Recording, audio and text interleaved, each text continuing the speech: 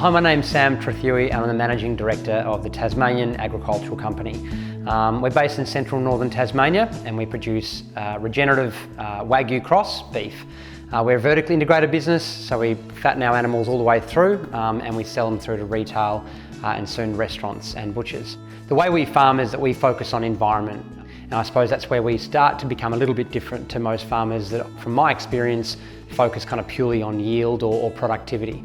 And we've found, and it looks like a lot of other farmers that farm like we do around the world, when you focus on environment, the yield will come, but at the same time we can build resilience. And we're generally the last into a drought and we're hopefully the first out. So by focusing on our soil health, we focus on biodiversity, we focus on our underground livestock, so those microorganisms that live under the ground, and we farm in certain ways that enables them to flourish and to store carbon and do all these wonderful things. Makes us more and more resilient. So I grew up in Tasmania, but I've spent 17 years working on farms all over the world. And it was interesting when I worked for all different farmers, from cotton and crocodile to superfine wool to northern beef. I worked in southern beef, cropping, fodder production. I started to notice who did things really, really well. And I worked on a few different farms throughout the millennium drought. And I noticed that some farmers managed drought really, really well and other farmers didn't. And I suppose after working for 25 plus farmers all over Australia, I started to understand, well, you know, what's working and what's not working and what are those patterns.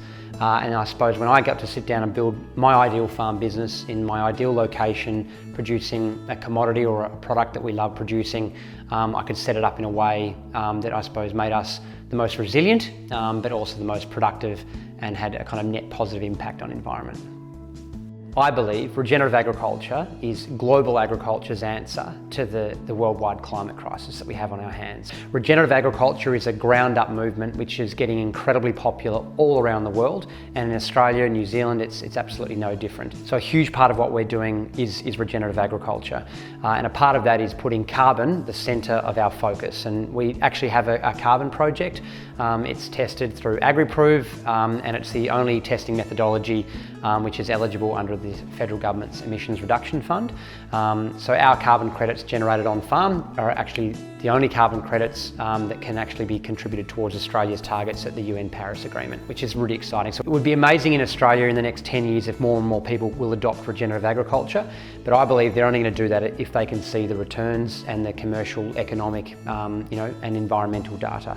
So everything that we do on farm has a data set behind it, from blood tests of the cattle, feed tests, plant tissue tests, soil tests, carbon tests, of course our commercial balance sheet, our profit and loss. All of those are all intertwined to show that the regenerative practices are capable of producing as much, if not more, food with a significantly less amount of output, some 20 or 30% less inputs, and with next to no chemical inputs as well. And that's kind of where we're headed as an industry. The more and more we focus on more regenerative practices, we can start to truly have an environmental benefit on farm, which then in turn makes us more resilient to drought, all the while maintaining and or increasing productivity.